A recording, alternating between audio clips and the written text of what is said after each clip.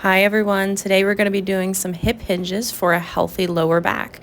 Whether you like it or not, you will be picking things off the ground for the rest of your life, so it is important to properly learn how to do it for your body. We're going to start really beginner and regressed and work into some harder variations. So first one here, let's start on the knees. Feet are going to be hip width apart, toes can be tucked or untucked, and then you're thinking about pressing your hips forward and getting your ribs and your hips and your chest, like your whole body, to be in one line. So watch yourself in a mirror, film yourself doing these, but ribs in line with hips. And then we're going to think about leading with the butt, leading with the glutes to send your hips back behind you. You're going to lean back behind you until you feel a big stretch in your glutes or your hamstrings. Squeeze your glutes, press your knees into the ground, come back up tall.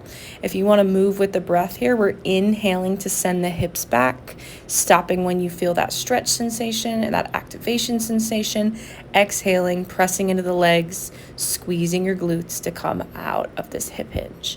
Now, if you're feeling this one a lot already in your lower back, I suggest trying out this with a band. So you're going to grab a pretty sturdy band and it's going to come around your hips. These don't look so pretty, but guys, they really help. So we're going to start on the knees, same form, knees underneath your hips, ribs and hips in line. Notice when you send your hips back here, you start to feel more of a stretch in your glutes. This is the sensation we want to feel when we're doing a hip hinge. If we've had a really tight lower back, it's really important to start with the band here so you can have that sensation be in your glutes and your hamstrings rather than your lower back. So if you felt the first one in your lower back, do about 15 to 30 of these, moving nice and slow, focusing on connecting to the glutes and the hamstrings.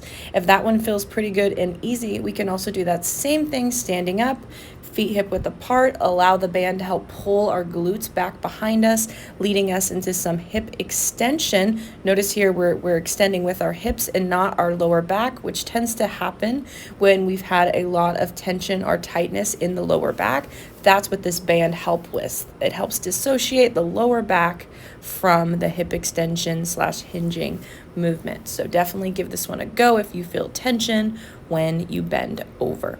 And then we can progress all of these. So let's show you some of those. So we can start with just standing up, feet hip width apart, just like we just did with the band. And then this is me with a weight in front of me on the ground. So you can start with the weight in front of you. If that's feeling pretty easy and you feel your glutes, you can put it behind your head.